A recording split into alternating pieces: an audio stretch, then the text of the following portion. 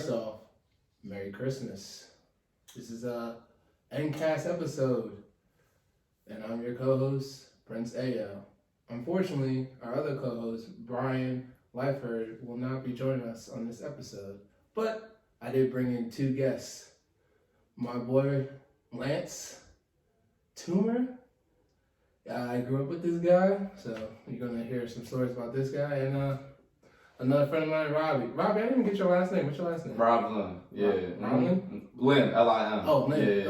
Okay. Yeah, so these are two guests. So let me just start off with this question. Lance, what are you up to? Because I haven't seen you for over like 2 years now. So I think you should tell our audience like what you're up to and all that. It's a lot. First of all, it's a lot just being at the age we are now, knowing you from, what's that, 13, 14 years old? 14. 14 years old. Things change within like even 5 years, but, coming from high school, well, I met you in middle school though, right? I met you basketball middle school, so I guess 13. Yeah, I met you in middle school. Yeah. Whatever that summer is, and going from there, and then going to college. But, we definitely grew closer and because of football and, having mutual friends and everything like that. Oh, L Boogie was a beast, by the way. L Boogie was a beast on the field. We got it done. We got it done. But scrum on the court. Yeah.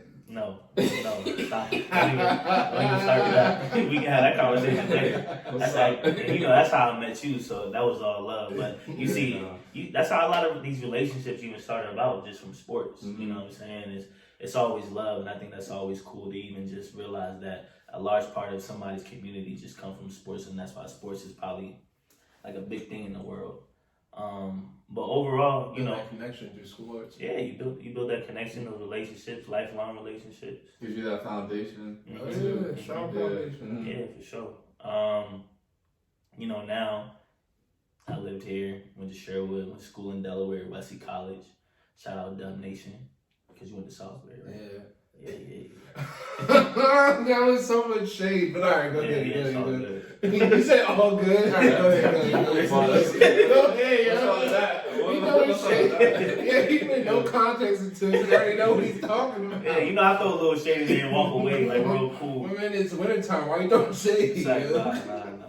But now I live in Los Angeles now. I think that was a major transition. Not gonna lie, 2019, I don't know for everybody else, but for me it was a large transition period.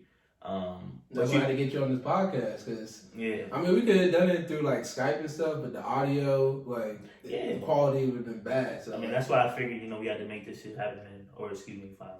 No, you're fine. Make this happen. You can say explicit stuff.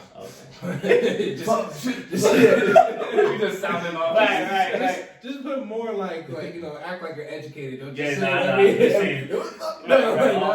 DB slang. Yeah, I get you. Like other words, because there's more words in the dictionary. 2019 was definitely an eye opener. But you always know, like growing up in life, you realize like there's always going to be a transition period. It seems like it's every 4 years in everybody's life, and regardless of what, like growing in your life, like just trying to figure out like what's next out of life, whether if it's like moving out of your home, whether if it's going, I don't know, trying to transition a career, trying to transition from relationships, whatever it is. It just seems like it's every 4 years, or it could be more than often. But I'm just saying on the average wise, you just realize like you gotta come prepared in a way, just mentally and spiritually and even physically, because at the same time, you never know what life is gonna hit you with, regardless if like people, die within your life. That's inevitable. Like that's always gonna happen. So you have to be prepared for things you're not always gonna be prepared, but it's like things you're gonna have to expect. Yeah. So you have to, live life, and that's what I try to do. Wake up, smile every day, do what I gotta do, and get to the bag however we can. And that sounds much easier said than done.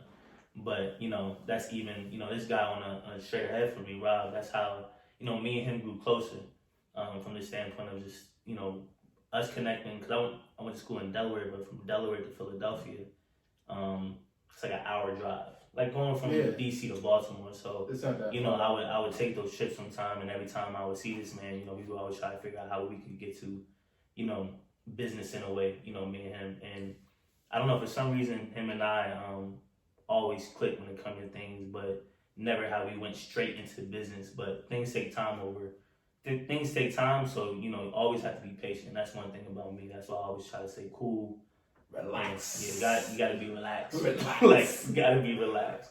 But it's CEO of relax. Yeah, I might make a sweatshirt out of that. You might have to. You might have to. Every Like, time, yo, when you see somebody else, be like, yo, relax. Like, Yo. chill.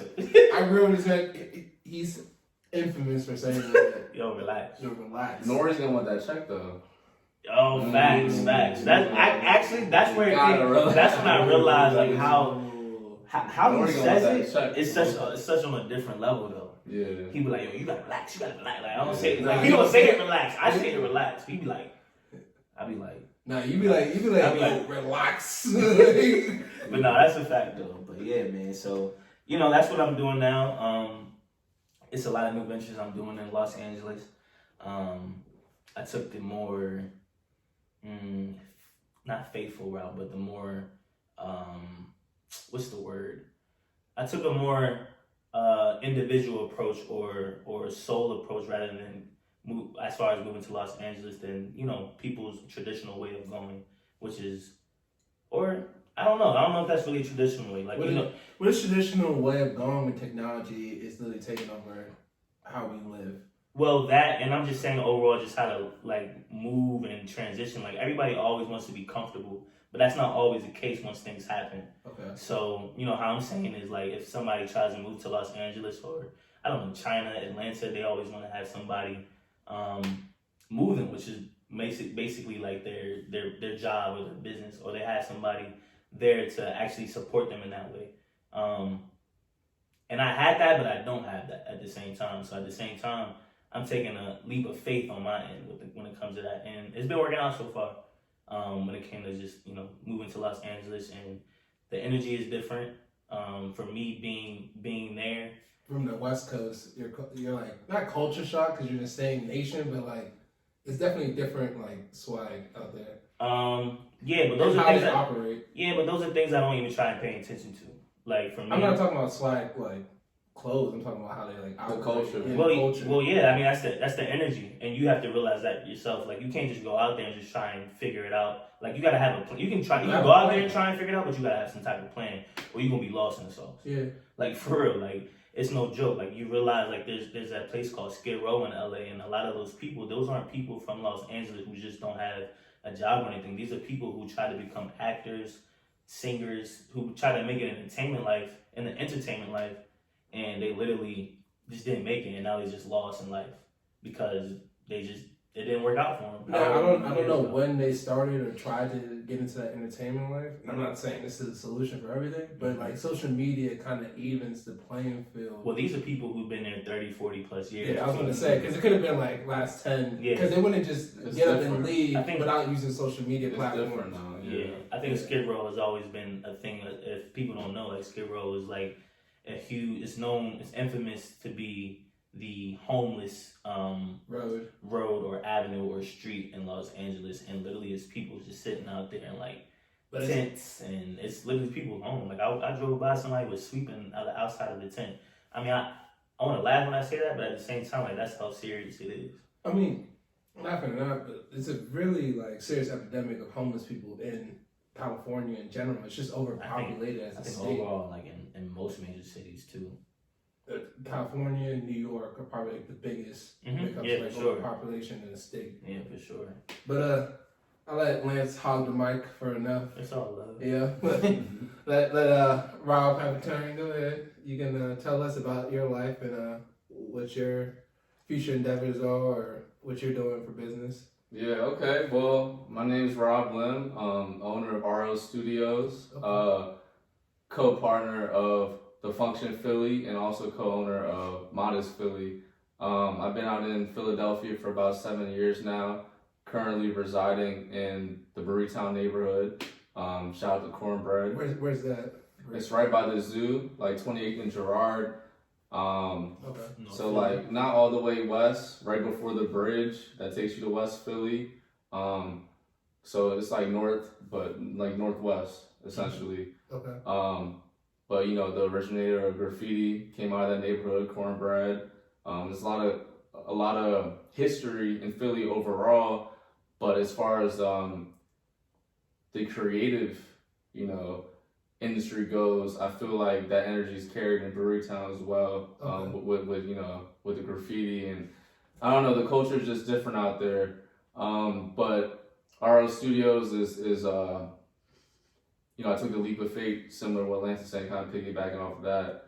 I took the leap of faith last November, actually. So we just over a year now. I've been super blessed to get the clients I've gotten. You know, 2019 was just me saying yes to a lot of stuff and figuring out. So using that fear and doubt. You would say you're like pretty optimistic in 2019 about your goals or what your... Well, I'm optimistic, period, because I don't really, at this point in my life, the negativity, like, I'm good on that. Like, you know, it's... Mind me asking, how old are you? I'm 25, so I turn 26 next month, January 19th, Capricorn. But yeah, I've done no lead generation in 2019. It's all been referral based. I've been super blessed to work with UPenn, Philly Parks and Rec, Reading's Her Own Market. And it's just honestly, just these types of organizations giving me the chance to deliver on what I'm pitching to them. It's really been an inspiration. It's really given me that sense of urgency where it's like, I'm not doing it for just me anymore. You know what I mean? It's bigger than you. Of course. And it has to be always to some capacity if you're in this type of industry. You know what I'm saying? It needs to be a selfless act. You know, you can't, when you do things for yourself always, I feel like you can plateau easier. You know what I mean? You need more to keep you going. You need more to add to that. Because then you get to that finish line and you be like, I'm done. And then you forget it's a marathon the entire time. But it's like an accountability partner. You know what I'm saying? If you just do it for yourself, it being bigger than you is accountability. Right, like your clients, the people that you pay, you know what I'm saying? Like I subcontract a lot of my work. I've been blessed to be able to pay a lot of my own friends and family and put real money in their pocket. So for me, it's like, that means the world to me. You know what I'm saying? To know where my dollars and cents are actually going. To know that it's going to someone that I know and love and care about. So yeah, I do that with RO Studios. Function Philly, we've been super blessed to be throwing parties with Live Nation. We do 300 on a slow night. We sold out the Foundry for our 2 years. You know, we capped at 700 people. So it's a lot going on. Philly's been very good to me. Philly's where I became a man. Period. You know what I'm saying? Like I'm fucking blessed that I'm from Maryland. I'm a Maryland youngin to the death, but Philly's just welcomed me with open arms. You know that, Al. Yeah, Philly's I feel the emotional attraction because, you know, me and Lance are Philadelphia Eagles fans. Oh, yeah. Even though we're from Maryland. Yeah, for sure. I mean, but like, you know, Redskins just ain't doing it for us. I mean, you already see what's good. They never did it for us. They never did the burgundy, the symbol. Y'all should have been there for the parade because it's bigger than this city, man. That's the type I of came last city year to the parade when they won. Oh, so you did pull up? Yeah, but you ain't late, India. it was off late night, huh? Oh, you came off the late night. Fuck, fool. You can't because you got to last minute booty calls. So No. You got to go up You there. gotta give me trouble here. But that was 2017, so ain't nothing really happening. My man had to put the year on it just to make sure. Yeah. You got the time stamp on that though. No, I'm good. But yeah, so the parties, that's been great. I've curated, I've done a lot of things, man. Philly's has pushed me and it led me to find different versions of myself. You feel me? That I didn't know was there. I was just that jock type of bull, just dress well and play basketball. And that was kind of it. Yeah.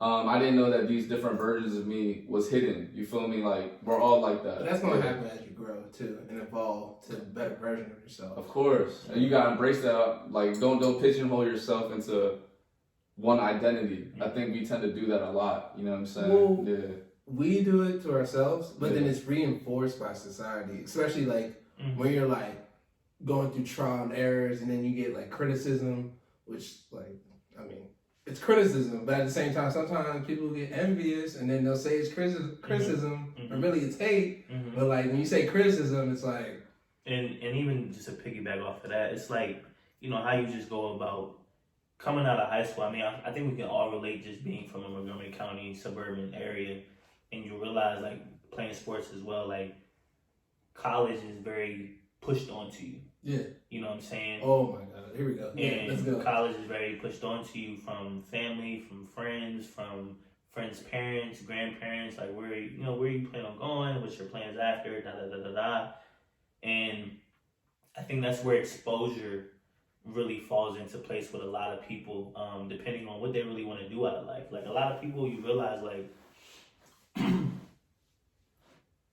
if people came to play sports or went to play sports like right after school, and you don't realize like what's the consequences possibly to even going to a school, and then say if your knee gets injured or you know your foot is done and you can never play again, like what's your plan after? What's your backup? You know what I'm saying? And not even as a backup plan, but is that really what you want? Is that really what you want to do out of life? Like really just be, you know, a football player and really just work under yourself or work under someone else. And there's nothing wrong with that, especially if the benefits are amazing and if you just love to do it. But at the same time, it's really important for like a lot of people to be exposed to certain things and different things, and just growing, even just coming back here after school and to the DMV, realizing, I don't know if you guys had the same perspective as me when it came to DC, but I ain't gonna lie, like DC is a little similar to Philadelphia.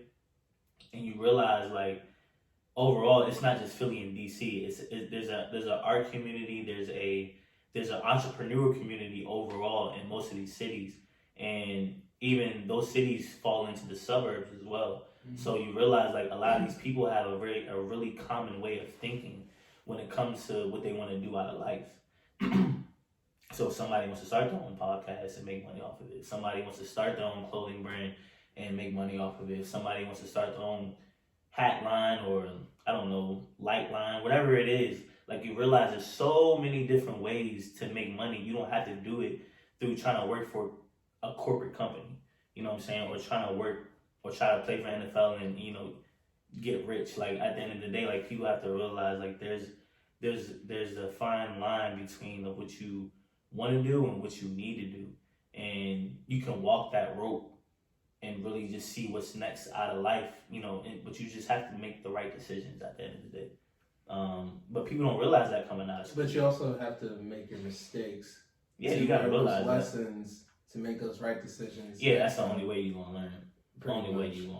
It's through experience. Mm-hmm. Through experience. 100%. Yeah. We weren't having the same mindset when we were having it at 18, 19 years old. We're probably a bunch of knuckleheads. Yeah. And I'm probably gonna think I'm an idiot when I'm 35 years old, looking back at this podcast and be like, yo, I can't talk for shit. Mm-hmm. But like I'm just gonna keep moving, grinding, and learning. Yeah, you gotta keep learning. Yeah, you gotta keep learning, and you find. And I mean, I'm not trying to go off topic. I'm actually gonna piggyback off what you're saying. Instead of like the adjective "smart," I'm not really like appealed to, because calling someone smart, it just gives that confident boost. It doesn't really mean anything. I think someone's smart when they know how to create systems, especially in their lives. When you know how to create a system in your life, whatever works. Yeah, whatever works, it works for you, because every individual is different. Yeah, for sure. If you create a system in your life, and I think that's what makes like the best business owners, because they know how to create a system in their lives, and they can make a practical system for their business and apply it. Oh my goodness. Yeah. It all comes down to intuition, though. Yeah. Right? Yeah. And awareness. Like, how aware are you about yourself? Yeah. How much do you understand yourself? 100%. Pursue what you want. 100%. Yeah, that goes right into just following your discernment overall. So even then, again, like you said, that's how life really goes. And just realizing, like, once you grow out of just the community that you're at and realize there's other communities that's in other cities and other states and even other countries, you realize like the way that you were thinking a long time ago was so small compared to what you were thinking about, what you're thinking about now.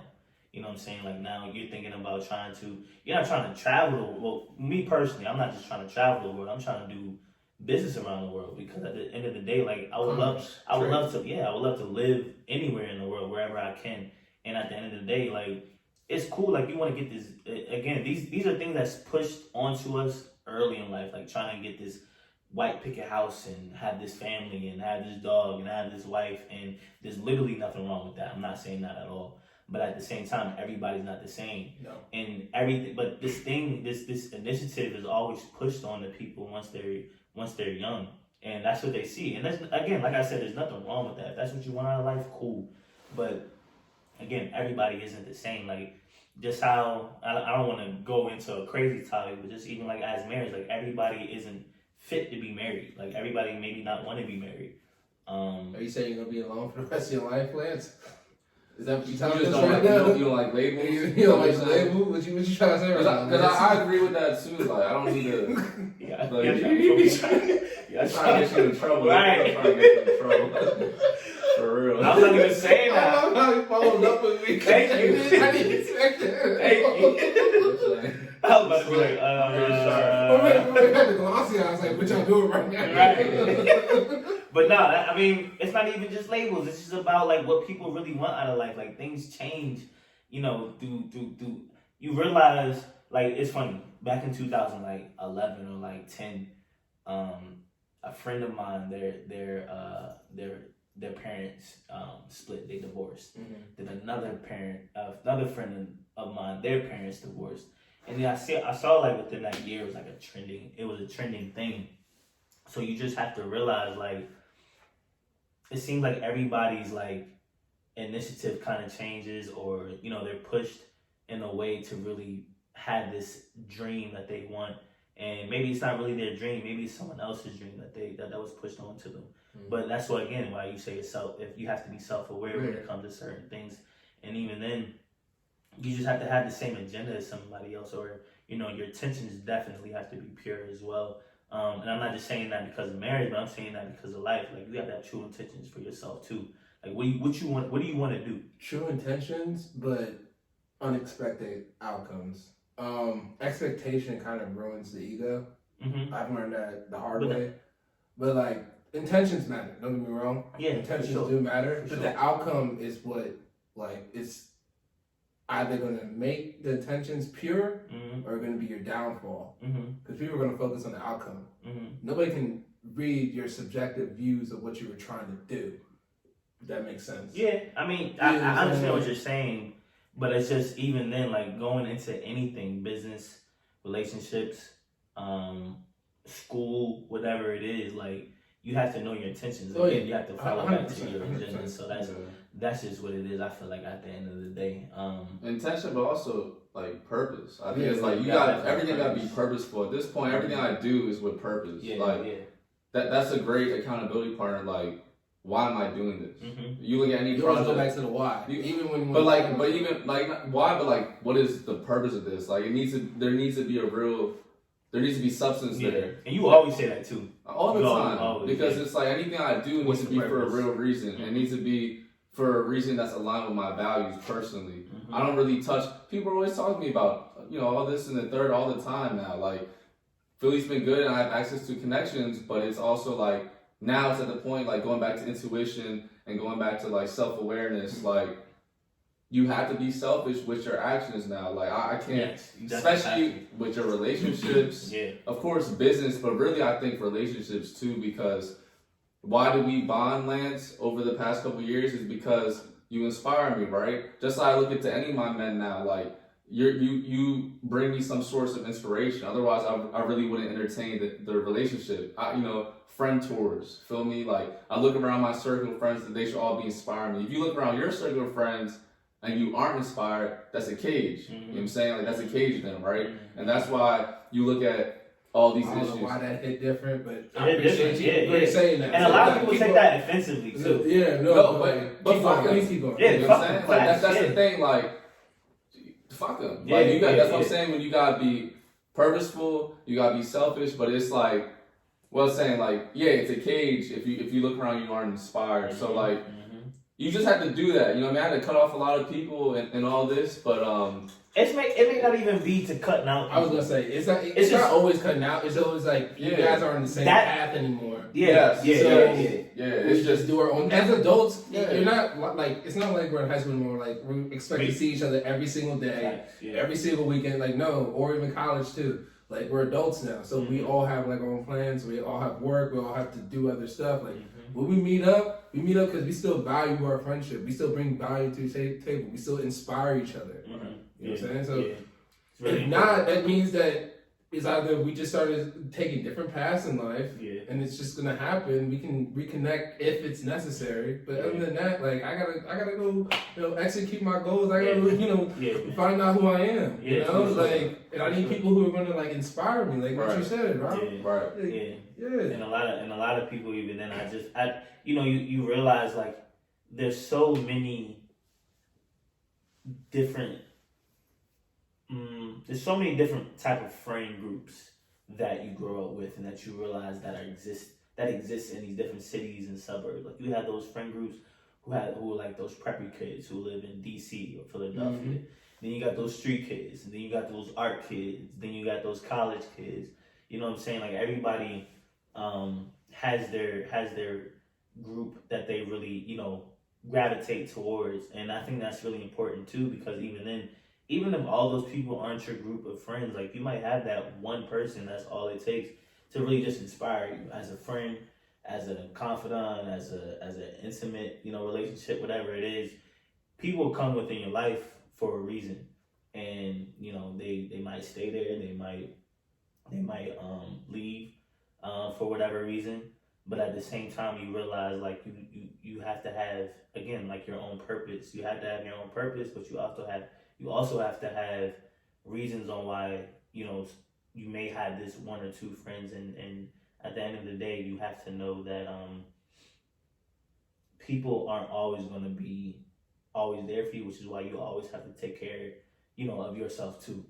He says that with empathy. I don't know if our audience listeners took that the wrong way, but like a lot of people who do say that with empathy because like it's important. If you think about it, it's like basic psychology. Like at the end of the day, people have their own individual goals, so they can't focus on like what's going on with your life if they're not doing what's going on in their life. You know what I'm saying? So like when they say like nobody cares or like I gotta leave that person alone, it's because like they're focused on their own life. It's all about the ego. You know what I mean? We all have individual ego, and we gotta figure ourselves out. And that's why it's important to educate yourself. Exactly. And it's funny because now that we're doing this podcast, a lot of people who are a lot of interviews. A person who I always love to watch is two people. One person is Dame Dash. Yeah, he's always the interviewee. You said Dame? Yeah, Dame Dash. Yeah, he a character, bro. He's a character. He's a character, but you have to realize, like, he got screwed over. The reason why I say he's a character, before you say what you're saying, the reason I say he's a character because he got screwed over so much in the industry, and that's why he's doing what he's doing now, like spilling the beans. Because one, we're in the information age. But he's been doing that forever. Yeah, but like now he's at a more like climax level because we're in the information age and it's about exposure. Yeah, you don't think his character traits affected that though? I think I respect his character traits. Like I'm saying, like, that's why he done spoil a lot, but he kept it the same from beginning to end. That's why he's respectable as admiral. But like you sometimes you got. I mean, that's not work the system sometimes. Because at the end of the day, that business is still corporate, regardless if it came from the streets. It's still corporate. What business? The business of music and entertainment. Oh yeah. He tried to stay the same while Jay-Z elevated himself into corporate. Well, no. I think Jay-Z and Dame had the same purpose when they first started. That's the intention. And they always had the same intention. They always wanted to be entrepreneurs. They always wanted to have their own things going on in life. But the decisions that were made, which is really important, which is why you have to know what your purpose is, which is why you have to know what your intentions are when it comes out of life, because when things are going to change as time goes on, especially when money comes and all these different situations come on. I mean, for me personally, I'm not the type of person that would hang around Dame when he was younger. I wouldn't either. Right. Because I saw the documentary. That's why I said that. That's the only reason why I said that. Like, literally, the reason why they split is literally because Jay went corporate and saw long-term investment and Dame was still wearing the same clothes when he had money. You know Yeah, what I'm saying? I think Something Dame, like that. he's like kind of jaded too. Like sometimes you just got Who is? Dame, like he's a little bit like, and he lets that affect his business Yeah, he decisions. does. Sometimes it's very emotional. you gotta Yeah. pick and choose your battles. Like sometimes something might not be wrong, but if that's jeopardizing the check or the potential, you know what I'm saying? Because I think the It's thing still with commerce. At the end of the day, it's still business. the thing, Jay, like he's seeing longevity. Yes. You feel me? Dame sees like here now, like. But how do you know he didn't see longevity as well? Because look at him. Yeah, versus Jay. Because he's a principle man. He's more about like being right and like having like it's not. I'm not saying loyalty isn't right respectable, but like he's a principle man. He's like, yo, you talking about Dame, right? Dame, we're talking about Dame. He's saying these are the principles he's that the principle. live by. Jay This did is it how- wrong, and it's like This is how I move. and doing what Rob said, you gotta pick and choose your battles. It's business, so you gotta control your emotions with certain things and topics because like that can ruin your future. You gotta make certain moves to climb the ranks. Like Yeah. period. Like and sometimes know your position too. yeah, you gotta play your role sometimes, and sometimes just like in basketball, you know what I'm saying? Same stuff. Like sometimes.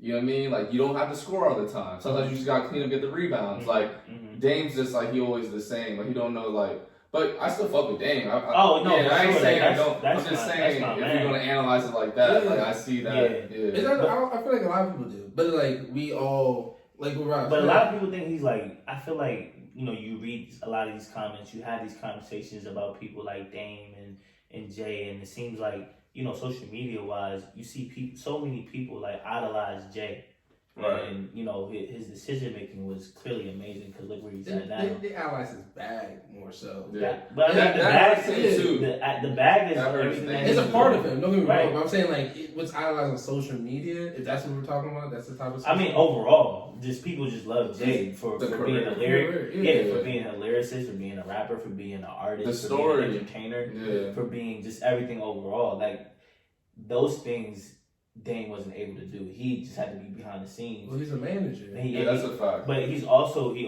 only really owned just as much as Jay and the other dude, Biggs. And you know and that's where I feel like that's where the mess up really came with, because regardless if Jay was on the forefront, he was on the forefront.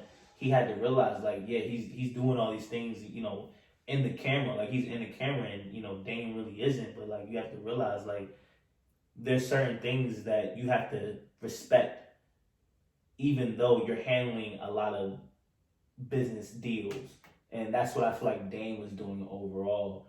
But Jay wasn't really into it, which is why he was into it. But it's really hard to realize that I wasn't there. Like, you know, I don't know how old we were. The only reason why I'm giving input on this conversation, what you're saying, is because I watched a documentary about Jay and how he got his clothing line and his beef with Dame Dash, like back in 2016. Not even beef no more. They're not beef anymore because, you know. Yeah. I mean, I don't know. They about 60 years old. Yeah, that's what I'm saying. Well, Jay just turned 50. Oh, something like that. Yeah, they old.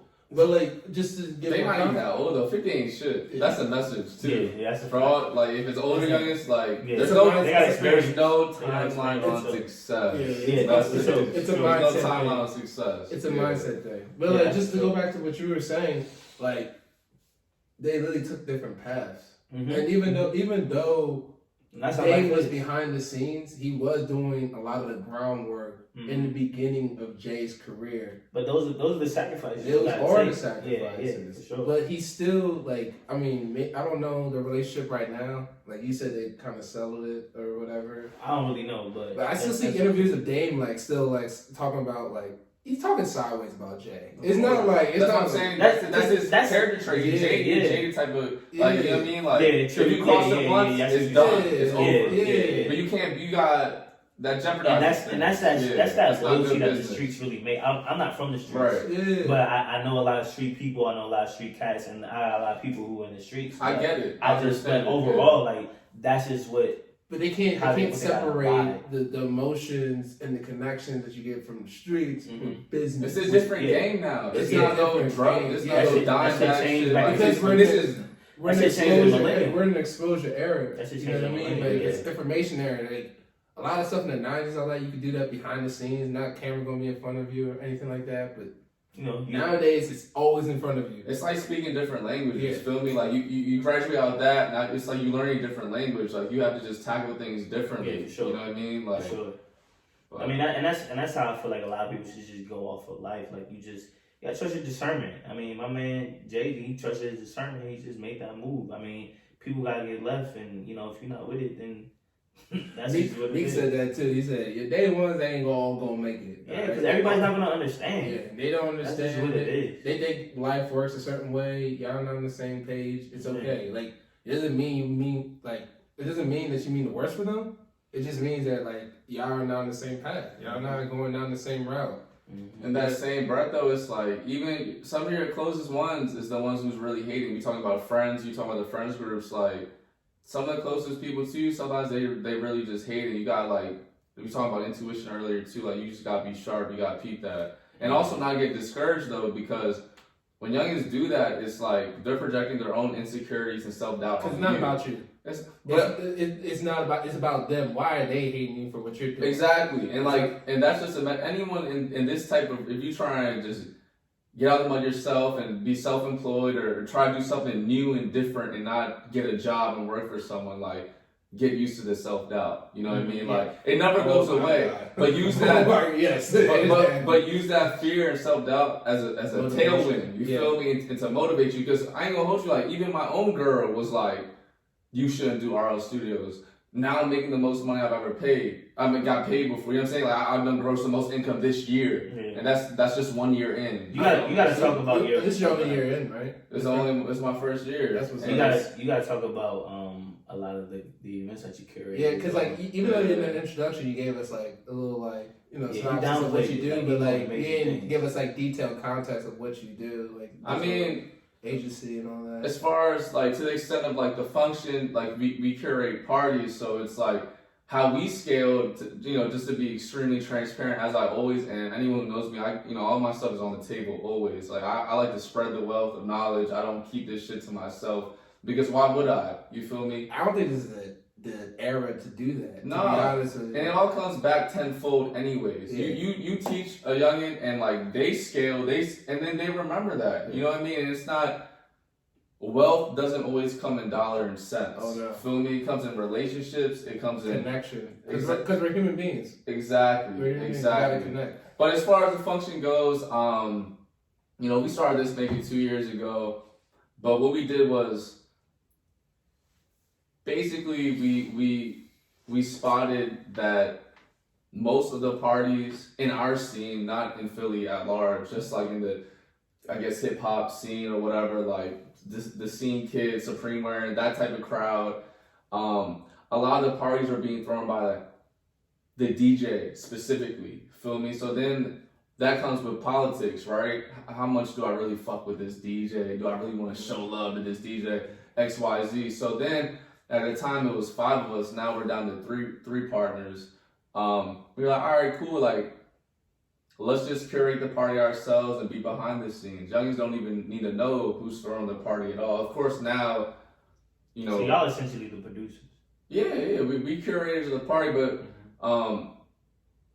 but we book like 6 DJs. Feel me? We try to do like a festival type of structure to the party. So like, okay, fuck the beef. Like first of all, you see our flyer every weekend, everywhere. You know what I'm saying? Six of the best DJs in Philly is posting our flyer. Their friends and their community and their reach is also posting our flyer. So that's how we were able to scale, and we just really gave them that platform without any politics, right? No one really, now of course people know who we are, XYZ, because 3 years later. But back in the day, no one knew what was going on. So wait, just so I can backtrack because I don't have context. So when did you actually start this business? Is it this year or? No, this was like 3 years ago. But we started off some real DIY shit, like in Queens Village, which is like 2nd and Bainbridge, a little bit more affluent area in Philadelphia, a block away from South Street. So South Street, obviously, if you know Philadelphia, it's kind of a poppin' street. It's nightlife, it's things going on there. Okay. We did at a spot called Yolana's. Shout out to Miss Yolana. She's crazy, but she. That's South Philly, right? This is South Philly. Yeah. but you know, it's basically she's sitting on this crazy property. It's unheard of in these types of areas to have a hyphenated address. You feel me? She had the 213-215. She had a corner property in Queen Village neighborhood, which is wild. That's unheard of. This is like a 5 million plus property, easy. You know what I'm saying? But it's a little bit deteriorated. She didn't really keep up with upkeep. She was just renting out for parties. So it's a 3-floor type of deal. So we had, you know, obviously sets on every floor. That's how we were able to book so many DJs at once. So from there, we got scouted by Live Nation. They approached us. We started to, we may have to make that decision. Do we want to go to Live Nation? Do we want to use their venues? And we did that. What came with that was like, it was just more professional and they had more structure. They had security. We had to pay security guards. They had the bar. You know what I mean? They had the sound people there. We didn't have to rent. Because of the venue. Yeah, of course. So they're gonna, yeah. Okay. But not even that. Some venues don't have that shit anyways. You know what I'm saying? We just did a show now. I didn't know that. Yeah, so like it just depends. But Live Nation, you know, it's corporate bread. Feel me? Yeah, well, On some Jay-Z shit. Like you're using other people's money. That's what I was, OTM. That's what I was thinking. I was thinking it was corporate like venue, so they were gonna come with like bartenders, the bouncers and all that. Yeah. Okay. But it's just like, you know, But not all venues is like that. No, and like they just have the capacity. Obviously, Live Nation. You know that. Like Lance knows about that. That's like your world too. Yeah. But yeah, so we did that. At this point, we booked a lot of different venues. We did Warehouse on Watts. Brought out Hook from LA. Recently with a collab party with Maggie, DJ named Maggles out in Philly. But yeah, so I do that. That's kind of it in a nutshell as far as the parties go. Through my clothing line, Modest Philly, we've been on a year hiatus as of now, just because I'm not trying to rush the process, Phil. I'm just trying to trust the process. Yeah, there's no time on success, so I realized that calculating steps is good sometimes. I feel like as far as the clothing company goes, because it's a different game, you have to put up more, you have to front more bread in the beginning to see a return on your money. I was like, we kind of just jogging in place, right? I'm just dishing it, hoping for that money back, and it's just not as fluid as my other ventures. So I was like, all right, let me focus on what is bringing the income. You know, as far as RO Studios, I'm charging for my ideas, I'm charging for my skill set versus putting my bread into inventory. Yeah. Obviously, with the function, I'm charging for an experience. There's less expenses involved in the beginning. So Modest is coming back strong in 2020. It's a streetwear company. But obviously, I just treat it like it's not a moneymaker. You know, this is a passion project. All my collections is a message that me, my partner Dominique Rose, who's based in Bed-Stuy in Brooklyn, it's just us self-reflecting and giving these messages to people through apparel or whatever the fuck we want. You know what I'm saying? There's no rules with Modest. But what made that more successful was our events. So me personally, I'm very passionate about cooking and food. I put a lot of time in running Toronto Market, which is, and I'm rapping right now too, my bad. That's why I'm in. But running Toronto Market, to give everyone context. That's the whole point of the podcast, man. There you go, man. You know what I mean? Because I'm a low-key young always. I'm behind the scenes always. Right. I don't like to be you high-key but low-key. So facts. I'm high-key when you get to meet me and shit. Right. I'm already sure. But running Toronto Market is the oldest farmers market on the East Coast. 125 plus years, 80 plus vendors, and just to hype them up a little bit more, like in the lease that you sign, the owner has to work there. So it's not like these other little farmers markets that are popping up everywhere where the owner might be in fucking like Florida, just, you know, making phone calls, getting his millions or whatever. No, these owners are actually behind the counter serving you. You know what I mean? And that's built into the lease. They're not allowed to break that. So these are the type of business I like to work with because everybody putting in. It needs to feel right. Yeah, like for me, it needs to feel right. I like not a trickle effect. Like no, actual like everybody's putting in their fair share. But with Modest, like we were real blessed to I was able to secure a partnership with them, and we did a 5-part like event series with them. Where we did a collab with 5 different vendors in the market, release a limited edition piece of apparel, and also provide like an art installation and free food and drinks. With Running Tour Market in partnership with them, but really in the hopes of educating my demographic, feel me? Younger people, usually streetwear type, like that type of vibe. Not to like say it like that, but just for the sake of this, you know what I mean? Because the reality is like food, craft beer, fine dining, all this shit. Sometimes we come into this this type of restaurant or this type of environment, and sometimes you don't really feel welcome, right? Like people are looking at you. You don't feel like you might want to ask those questions, but you might bite your tongue just because you feel judgment around you. So you're saying like first impressions.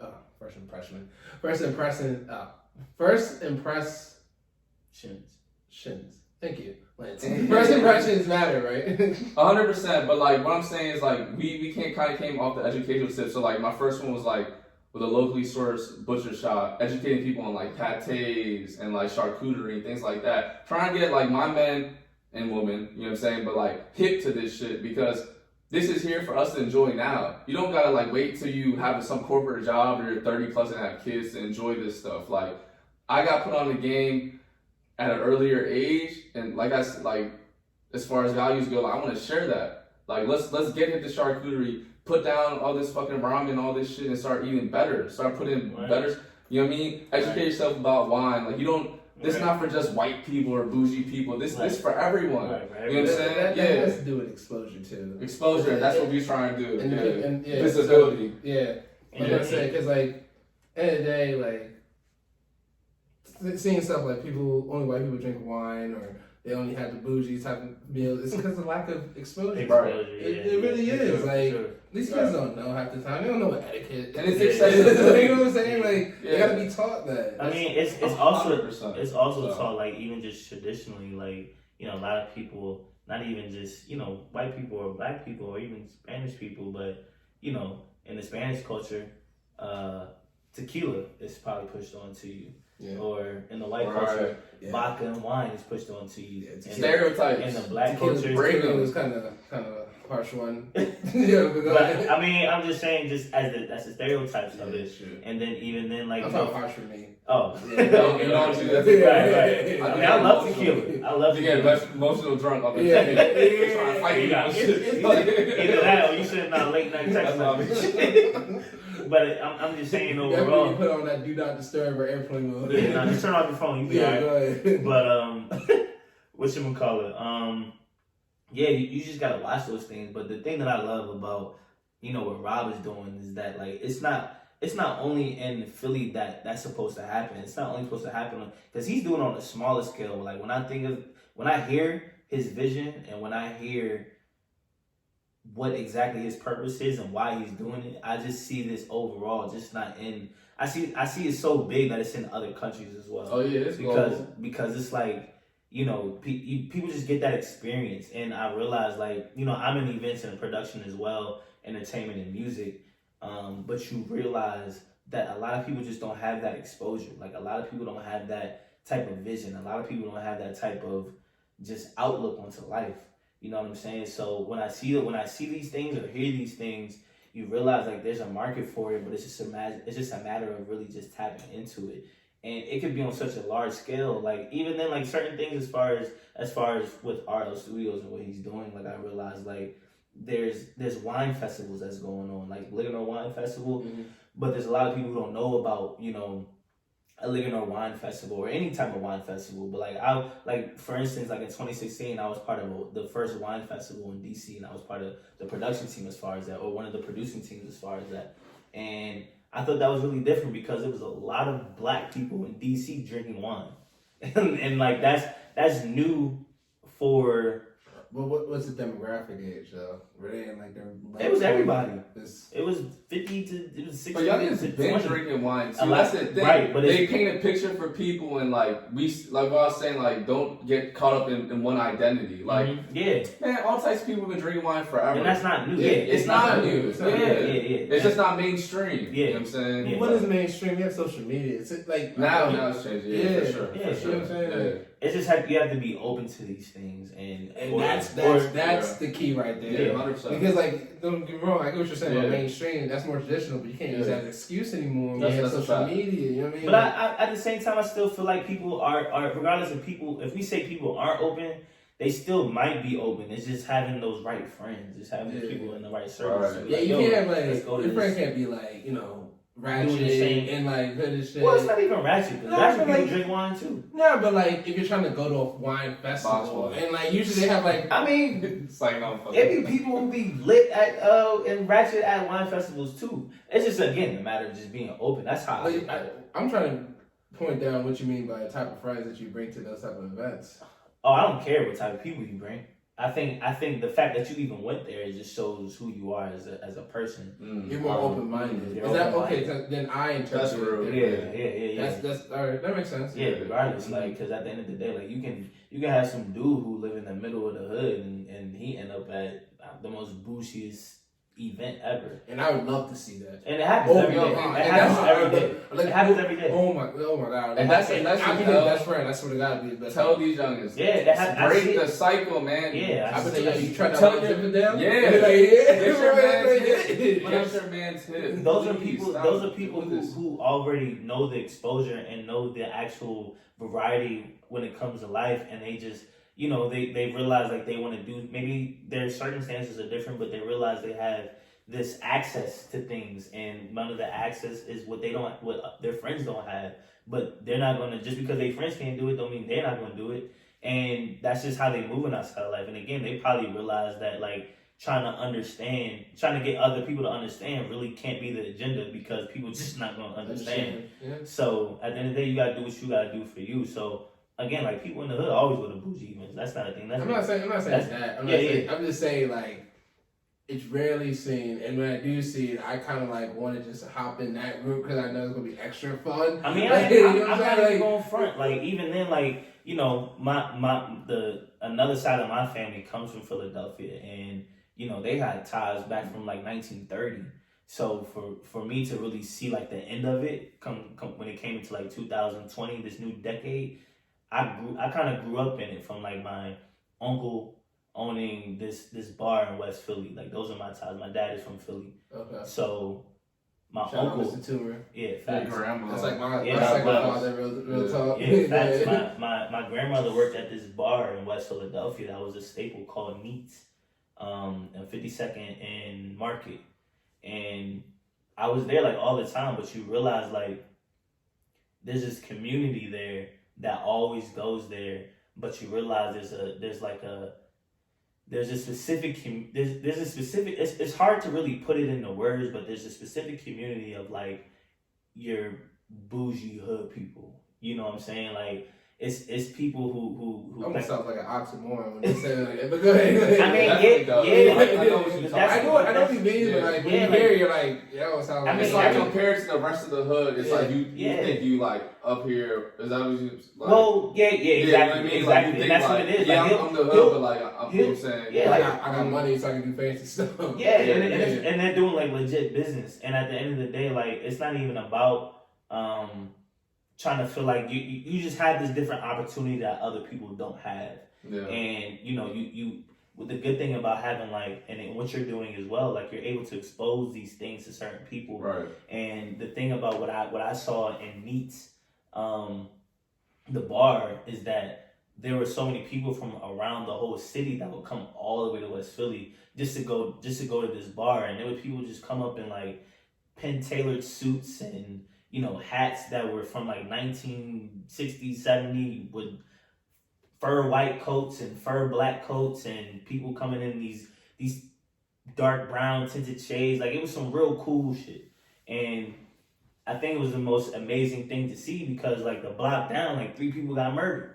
You know what I'm saying? So like that's almost just, like Baltimore. I mean, it's an inner city. Baltimore, So yeah. Philadelphia right there. But I'm saying, Philadelphia I was right gonna there. say Philly and Baltimore are almost alike. When you said DC Definitely. and Philly earlier, I was like, bro, Philly might be more Baltimore, especially at the homicide rates and Yeah. stuff like that. But it's Yeah. crazy how culture too. it's crazy how like an hour and a half in travel time can change cultures, though. Yeah. You know what I'm saying? But at the end of the day, like, that's just it sucks, but that's how the That's inner life. city is looked at. Yeah, that's You know what I'm life. saying? But like, at the end of the day, when it came to that exposure, I think a lot of people just, you know, they realize like there's more out of life than just going to like maybe the corner store, or maybe going to school, or like life really isn't about having a baby daddy, or like these are things that are pushed on in the inner Right. cities, and people don't really realize it. And again, piggybacking onto like The only reason why I'm gonna tap into that is because I think it's more of like a vicious cycle. Like I used to work with so like, sickly. I used to work Disgusting. with kids on probation when I first came out of college. Mhm. Like it's literally like a vicious cycle. Yeah, I believe it. I'm gonna keep their name off air and all that confidentially. Yeah. All that. But I had a kid that was on my case. His father was actually in my probation program in the late '90s, and Yeah, now he his was right kid, back. now his kid is That's crazy. That's so deep. And I was just like, That's and his deep. grandmother's taking care Which his was kid. his mom, which Yeah. was his dad's mom. of. Yeah, it's She's seen. insane. She's seen. Yeah, I was like, bro, Imagine this is that. such a vicious cycle. Yeah, But you're told how to be, how to act. You know what I'm saying? Like if you from that type of area, like, and you always told you're bad, you thugs, you this. It's just negative reinforcement. How are you gonna act then? You know what I'm saying? It's just like how a lot of coming from the Asian perspective, like you're supposed to be smart. Like look at me, like I'm not your typical Asian person, right? So all my life is far, like Wait, you're Asian? yes, I am. but it's like I was about to say, are you serious? Like, Yeah, I had to realize that was a joke. but it's like for me, like of course now I'm good. You know what I'm saying? Like self-love, all that. I like no one can bring me down. You know what I'm saying? Like, I'm mad, confident. I used to be cocky, but now I would like to say confident. But like as far as Asians, I didn't fit that mold. So and even then, as far as growing up playing AU and all this, like obviously being more around African American people, whatever, I wasn't always accepted by them either. So like this whole entire time, I was kind of like never really accepted. But then I realized acceptance needs to come from within, right? Like then when I locked that in, I was like, I'm good. I don't give a fuck else how someone thinks about me because I don't care. Take your life. Right. So it's like, what I'm saying is basically like, don't fall into those stereotypes or feel like you need to act that way. Like backtracking to what I said earlier, like find new versions of yourself. You know what I'm saying? Embrace those versions of yourself. Yeah. Don't you know what I'm saying? Be experimental. Like get and like the only reason why I speak on like this hood shit or whatever is because like how it was like when I was going through that dark patch. Like I was couch surfing. It was real bad for me. I didn't really have a home, feel me? Like, I lived with my homie's family in South Philly and whatever, public housing for like a year, and it was kind of bad, you know what I'm saying? Not really the best condition. Because I love them to death. I ain't going to try to throw shade to their family, but it's not something that that was enough for me, feel me? After living like that for a year, I'm like, no, I'm good, you know what I'm saying? And that I was trying to help them, like, I just seen it, you feel me? Soda, all day, soda, fried food, fried corn store, Lucy's. It's just like, and I seen that in that moment, I really saw the cycle that we talking about. I saw that from moms, you feel me, to my mans, to like what could potentially then be like his nephew, seeing that his, you know what I'm saying, his sister just died, and now like, I just seen it all, you feel me? And I was just like, that's why now that's what gave me more purpose because it's bigger than me. I want to educate people. I don't want to see that shit anymore. And same goes for all stereotypes. I don't want to see these Asian people be all timid and be scared and feel like you can't play sports. You just got to play violin. Man, fuck that shit. Do whatever you want. Because like I'm good now. I chose my path and I'm the best version of me I've ever. And then there'll be better versions of me later on in life. Fact. You know what I'm saying? Fact. So I love that's that, how I'm man. moving. I love that. And even that was really a powerful message. Yeah. And I really like what you're doing. I see your vision. you gotta come to Philly, fuck with me, bro. Hey, you already know I'm You already know what's up. I gotta see the game too. It's all love. We do that Sixers. Yeah. The Sixers is fun to watch. You already Win know. or lost, that's just. sports is at an all time high for me too. Right? Well, it's not at all time high. But it's better than what it was before. Even though we Maryland cats, but Philly is just. Yeah, Philadelphia is an amazing city. It's a working man city too. That's why I love it. It's not like out here with, like I said, I'm glad I'm from Maryland. I'm born and raised. I still Maryland young, but like, it's just like this class like type. I don't get it. Like it's a lot of more ego here. Like Philly, I think is more like leveled. Feel me? People don't judge like that. It's like. You know what I mean? You could like hear the dress codes and all this shit. It's like you gotta pretend to be someone. You feel me? Like all these youngins just broke anyways. What's your fucking fake ass Pradas and shit? Again, all y'all broke. Like period. But still broke. I don't get it. But like it's like this culture trains you to like, no, you gotta flex. You gotta take that hat off. Dress like this. But why? You broke. Yeah, Like come as you are, and we should be able to accept but even you. then, You know what I'm saying? that's another thing that I really wanted to try and help expose you on then. But at the end of the day, like, I be hating. yeah, well, no. Yeah. I do be hating like shit. It's not even that. I just know who you are as a person. Yeah. But I realize like what the culture is here in DC and how it's been working here, and how it's not always like that. That's not always the case here, but in an overall sense, like that's just what it is. But it's also like that in Chicago, or it's definitely like that in Miami. Oh yeah, Atlanta, definitely. You know what I'm saying? But like Vegas, California, like everybody. Those are all the cities I avoid. Like shit. Yeah. Like, I have parts, but like yeah, no, it's a fact, and this is why I see like your vision is so important, because like there's so many ways on how people try to utilize influencers, utilize people's vision to really market what people's actual purpose is out of life. So whether if it is trying to expose them to different things out of life, these are ways to really get there. And events and that's why I'm really like involved in events as well. And I think it's really cool on how people have so many different ideas and they push so many different agendas. Agendas. Yeah. Just to get it out there, the message out there. It's really important. And it just has power. Like events have power. It's energy. Yeah. You know what I'm saying? It's yeah. Yeah, man. Me too. I found my love in the event. Even with the clothing shit, like I found the most joy when I had the events and I saw like people smiling and you know what I mean? Like it's just more than a transaction. You feel me? It's and you build that community as well. Yeah, and you see it grow and you see the same faces, you see new faces, and you see these faces start talking to each other. You feel me? That's why I'm just a dot connector. I love like when I went through that hard breakup and when I was in that dark time and all this, like, I was out all the time. Like, I wasn't trying to be at I wasn't trying to be the spot. I was just out, you know what I'm saying? All the time, meeting new people. And like, it was crazy. I started fucking like these, like punks, you feel me? Like punks is heavy. Like the punk scene is big in Philly. And like, I never see, me like personally, like I grew up, obviously like hip hop, R&B, shit like that. But like, I didn't even know who the Beatles were until my senior year of high school. Like, that's how out the loop I was. You feel me? And, like, I meet these punks or whatever, and, like, they're just so similar. You feel me? Like, you start to peep that, like, we're actually so much more similar than different, but we like to focus on the differences. Just like media, we like to focus on the negative shit. But it's like, I just saw that just like interdependence, like how we're all connected. And I was like, man, I want to exploit this. I want to like create something where, you know what I mean? We can intermingle with each other and create something great. You feel me? So, fellas, we're actually an hour in. Really? Yeah. Man, I went by quick. They went by quick, right? Yeah, I had so much to say. I mean, we can still keep going. I'm so blessed. Well, I gotta edit this down. Yeah, no, it's all good, man. But I want to do this again. Lance, I know you're in the West Coast and all that. Yeah. But maybe I'll rearrange something. Yeah. Robbie, you're welcome back anytime. Thank you for having me, my bro. Yeah, no It problem. was a pleasure. I like your vision only because it reminds me of the pay it forward method.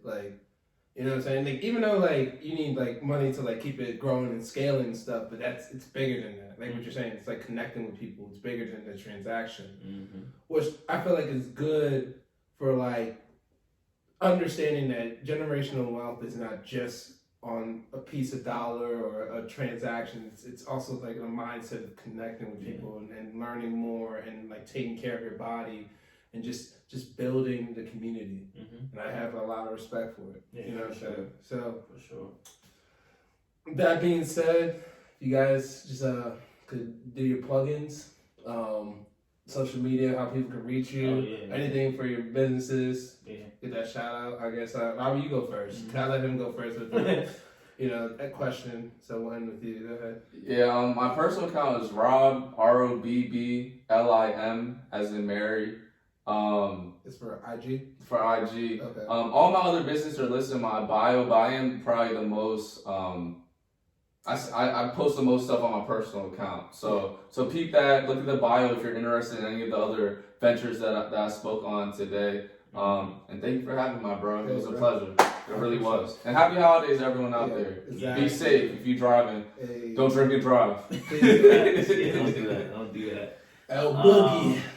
But yeah, no, my tag is, at LancePierre.com. I said .com, but at LancePierre. That's gonna be my website over. That's how that's Right. But that's how I use it. But yeah, so look out for the Head of West Jam session. We starting that very soon. On the West Coast, coming to East Coast as well. Look out for Noble Recovery. It's so much stuff that we have going on too. So overall, like he said, thank you for having me. I'm glad that we even made it, because I know what we talked about. We were trying to figure out what we could do tonight, but it just worked out, and that's how life is. It just works out. So. And then I'm gonna end with my plugin. My Instagram account is p._nigma, and my Twitter is Nigma Prince. And this is the N.Cast episode. We're out. Peace. Yo, y'all killed it. Peace and love. Y'all killed it. That was it. Yeah, we could have kept going. I love that. Me too.